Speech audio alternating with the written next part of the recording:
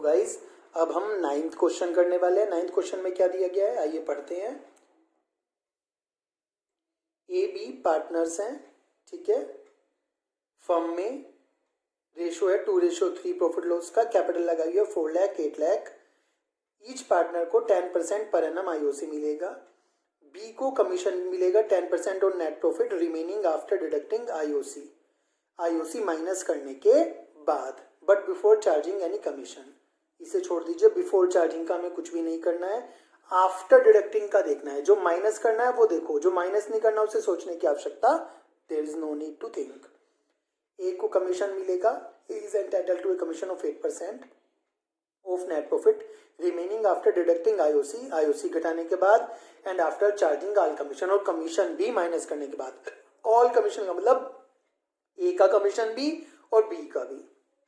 Profit for the year prior to calculation IOC 6 lakh. IOC calculation करने से पहले 6 लाख का था। आपको प्रॉफिट लॉस एप्रोप्रिएशन बनाना है ओनली, और कुछ भी नहीं बनाना।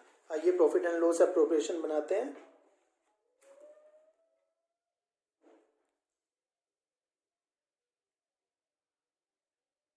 सबसे पहले आप क्या लिखेंगे, सबसे पहले लिखेंगे by profit and loss account. कितना प्रॉफिट लॉस दिया गया मेरे बच्चों, देख के बताइए क्वेश्चन में। वेरी गुड, 6 लाख का। इसके बाद यहाँ से देखना शुरू करिए।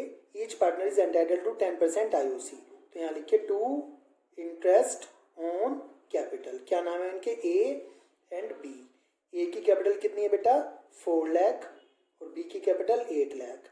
और कितना परसेंट इंटरेस्ट ऑन कैपिटल मिल रहा है, 10%। तो 10% कैलकुलेट कर लीजिए, 40,000 एंड 80,000, ठीक है। इसके बाद बी को कमीशन मिलेगा 10% और net profit after deducting IOC but before charging. मैंने कहा बट बिफोर चार्जिंग को छोड़ दीजिए, बिफोर के लिए हमें कुछ नहीं करना, बट आफ्टर के लिए करना है। तो टू कमीशन ए और बी। पहले बात करिए बी की, 10% of net profit after deducting IOC. Net profit कितना था बेटा, 6 लाख का था, और 6 लाख में से क्या माइनस करना है, आईओसी माइनस करनी है। आईओसी थी 40,000 एंड 80,000, ठीक है।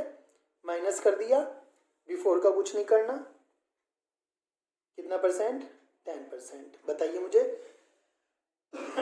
6 लाख में से जब 40 + 80 120 माइनस हुआ तो कितना बचा, 6 लाख में से 120 480, और 4,80,000 का 10% कितना होता है बेटा, 48,000, ठीक है। अब एक ही बात करते हैं। A is entitled to commission of 8% of net profit remaining after deducting IOC and after all commission.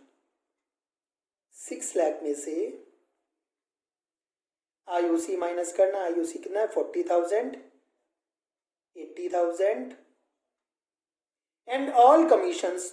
Commission केवल अभी किसका निकला है, बी का निकला है। कितना निकला है, 48,000। अब ए का भी कमीशन माइनस करना है। कैसे पता चला, वहां पे लिखा है ऑल कमीशंस। ए का खुद का कमीशन अभी कैलकुलेट नहीं हुआ है, तो माइनस कैसे करें।